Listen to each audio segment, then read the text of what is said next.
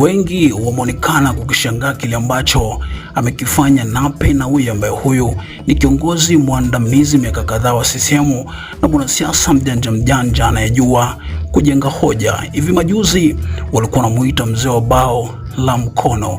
Kwa wale ambao hawamjui kiundani Nape na wanaomchukulia kawaida kwa udogo, napenda kuwajuza kwamba kwenye upande wa siasa za CCM Nape ni mmoja kati ya wale wafia chama. Hawa ndio wale unaambiwa walikunywa maji ya bendera. Ukiachana na professionalism yake ya kusomea sheria, kisiasa Nape alilelewa na kukulia ndani ya Chama cha Mapinduzi, akianza kuwa kiongozi wa chama toka kata, wilaya, mkoa na baadaye akawa kiongozi wa UVCCM taifa, alafu baadaye akaja kuwa katibu wa itikadi na uenezi wa chama hicho taifa. Pia ndani ya CCM unaambiwa enzi zao kina Nape chini ya mzee Yusufu Makamba, mzee Kinana na mwenyekiti toka kule Msoga Jakaya Mrisho Kikwete, ilikuwa sio poa. Walikuwa watu wenye ushawishi zaidi, kujua kujenga hoja, na chaguzi walikuwa wakishinda kweli kweli. Hawa walikuwa wanaingia kijiji kwa kijiji, mtaa kwa mtaa kuzisaka kura, na baadaye kufuatia upepo wa kisiasa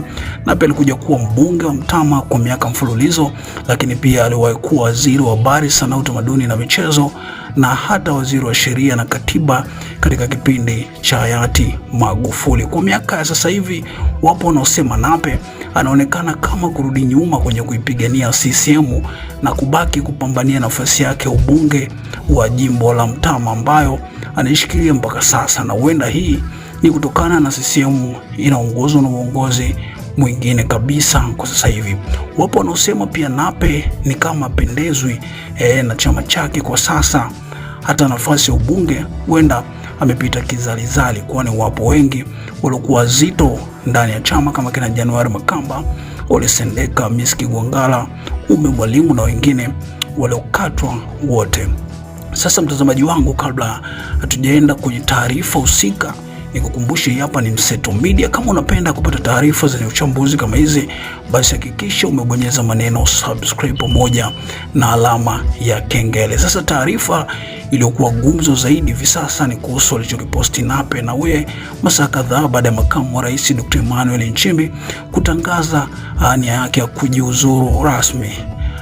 Baada ya Nchimbi kujuza umma kuwa kujiuzuru kwake kunaanza tarehe 4 Septemba, Nape kupitia mitandao yake ya kijamii aliposti picha yake na kuandika. Nape ameandika maneno mafupi ambapo alianza kuandika, uponyaji huanza mara tu unapokataa kuabudu maumivu. Uponyaji huanza mara tu unapokataa kuabudu maumivu. Lakini dakika kadhaa mbele yake akaposti picha nyingine akiwa na tabasamu, na hii akaandika maneno, acha maumivu yaongeze hekima yako, si kuufanya moyo wako kuwa mgumu. Acha maumivu yaongeze hekima yako, si kuufanya moyo wako kuwa mgumu.